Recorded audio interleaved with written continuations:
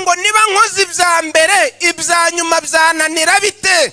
Hari imbaraga zirukana amahembe, ntabwo ari nyeganyega uvuge ngo ameno wapisha. Hari imbaraga zirukana ibitega, hari imbaraga zinaniza amarozi. Haracyari ku manywa kora, haracyari ku manywa kora, kuko iki gihe ufite umuntu yaravuze ngo igihe cyatakaye ntikigira gitera. Aba bagabo ntibari banamuzi, babagiwe bakararana nawe bakagendana nawe batamuzi. Ushobora kuba muri korari ukayisaziramo utazi nyiri igihugu tujyamo. Uyu murimo yawumeneye amaraso. Itorero rye ryubatswe ku rutare, n'amarembo y'ikuzimu ntazagira ate, ntazarishoka. Haleluya. Dushimye Kristo umwami n'umukiza wacu, kuko turi hano. Izina ry'Imana yacu rishimwe. Kanongere nivuge, nitwa Semasheri Gaspari, naturutse mu Ruhengeri, nihe wacu.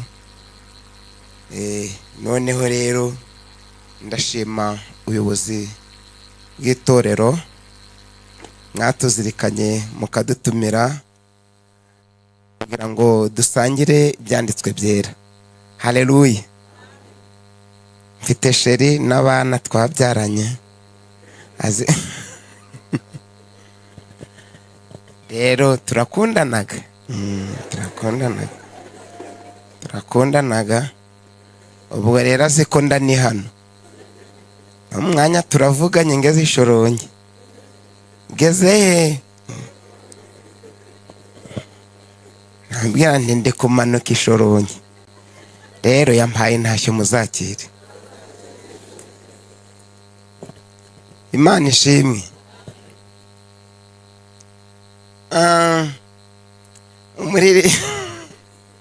Muririmbyi hano i Kigali, nkunda abaririmbyi b'i Kigali. Ndi gusenga ngo nanjye Imana izantuze i Kigali rwose. Ngiye gukora umurimo wantumye hakiri kare butari bwira, kuko hari igihe bitazagira ute, n'igihe umuntu akwiye yemwe gukora imirimo ukorana umwete ntizagira ite yewe. Haleluya. Muri make bene data bakundwa, undi muririmbyi aririmba ngo hari igihe cyo kubiba, hari n'igihe cyo gusarura. Hari igihe cyo gutera imbuto, hari n'igihe cyo kunagira tera. Buriya ushobora kuba kumwe n'umuntu muri no ku manywa, we bukaba bwije we hari ku manywa. Nose ugira ngo udafite ibyarya buba butamwiriyeho. Hari abakecuru babiri ahantu nari nyoboye, abadiyakoni barambwiye bati nyabuna mushumba ntikarame, hari abakecuru babiri badaheruka kwigabura, waretse mukadufasha. Abadiyakoni dusanzwe tujyayo, ariko mubibuke tubashyire igaburo. Navuga rero ubwo ejo dufite igaburo, ariko wa gatandatu ngenda fata imodoka nyureyo, tubafate tubazane ku rusengero barya igaburo, tuzongere tubacure. Sibyo se? Nabo bahumurirwa aha hantu. Nushaka kubwira mwicaranye ngo hari igihe utazagera aha, hari igihe buzakwiriraho ubaririza amakuru y'i Yerusalemu. N'abandi mubategure, nohereza abadiyakoni 3 baragenda bategura ba mukecuru barabakarabya. Mana we, iyo butarakwiriraho urayatereka bikemera, ariko iyo bwije urarizamuna ukumva ririmo umusongo, nta kintu kirimo. Naho bwagize bute? Barabakarabya. Ndagenda ngezeyo, abakecuru barabaterura bashyize mu modoka. Umwe akabaza nti tugiye kwa muganga.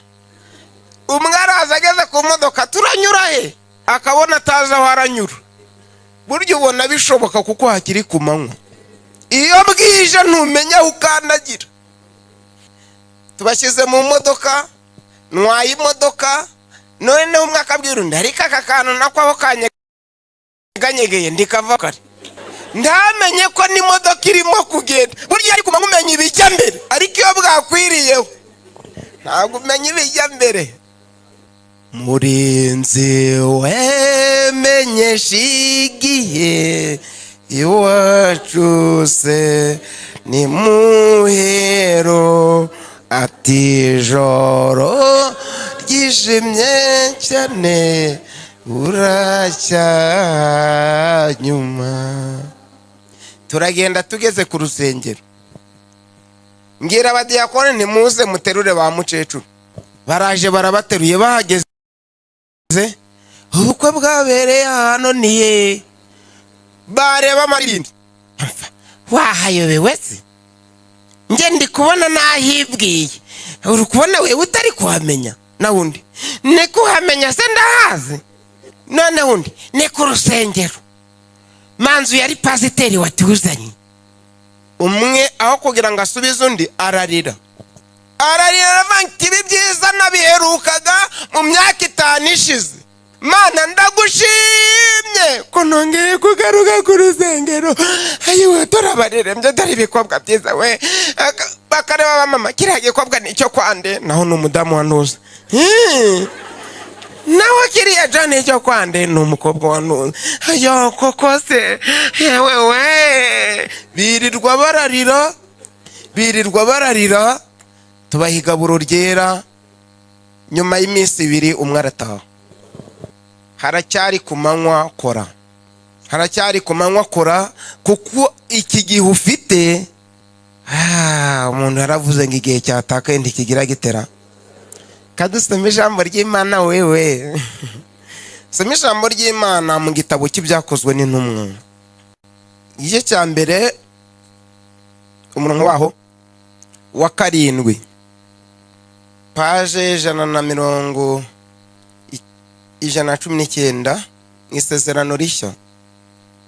Arabasubiza ati, si ibyanyu kumenya iby'iminsi cyangwa ibihe Data yagennye, n'ubutware bwe wenyine. Icyakora muzahabwa imbaraga Umwuka Wera nabamanukira, kandi muzaba abagabo bo kumpamya i Yerusalemu n'i Yudaya yose n'i Samariya no kugeza ku mpera y'isi. Amaze kuvuga atyo azamurwa, bakimureba igicu kiramukingiriza.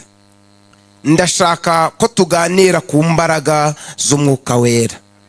Ibindi nibuzi kuyisuza mw'isi ndumushyitsi sinza ihoramo, ahubwo ndi urugendo runjya na mw'ijuru. Ndashaka ko tuganira ku mbaraga z'Umwuka Wera. Iri jambo Kristo n'abigishwa be bari ku musozi, Kristo amaze kuzuka, bya bindi byose byamubayeho, wa musaraba bacu baririmbye rwose, za nkoni na bya biki byose ni kuzima avuyeyo. Araza agendana n'abigishwa be ku munsi wa nyuma, yaragiye gusubira hehe? Mu ijuru. Gusa iyo turi kwiga inyigisho z'umubatizo, babaza abakurikiye inyigisho z'umubatizo, haleluya, amen, umuntu abatizwa imibatizo ingahe? Ni 2.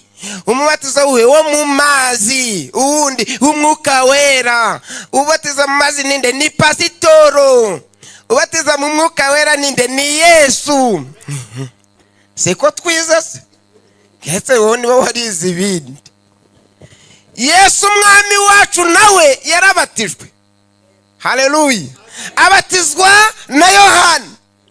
Abigishwa be rero bari barabatijwe umubatizo wa Yohana, bari barabatijwe umubatizo wande. Uriya mubatizo ushobora kubatizwa ntibikubuze gusambana. Uriya mubatizo, hari umugabo wavuye kubatizwa avuye adiha umugore we. Turamuretse wakubise umugore ngo no yari kubinza no simumene noneho. Muribuka ko na bamwe mu babatijwe mu bigishwa be barabatijwe ariko ntibareka kugendana inkota. Ati hazagira unyibeshaho mwereke. Kandi nibyo koko, n'igihe bazaga gufata umucunguzi yaravuye tutabinzanaho ugutwa gutereraho. Ntabwo umubatizo wo mu mazi wabuze uwica kwica. Reka da, ntabwo umubatizo wo mu mazi wabuza umugore gukungika n'umugabo utari uwe, ko yabati kandi aririmba neza wera weye. ariko iyo ari umubatizo wa Yohana gusa arawukata hanyuma akikirana bari umubatizo wa Yohana ntabwo wonyine wabwiriza umuntu igihugu tuzajyamo. hari bene wacu b'abanyamadini bandi, umugabo umwe w'inshuti yanjye ubayo yarambwiye ati ngewe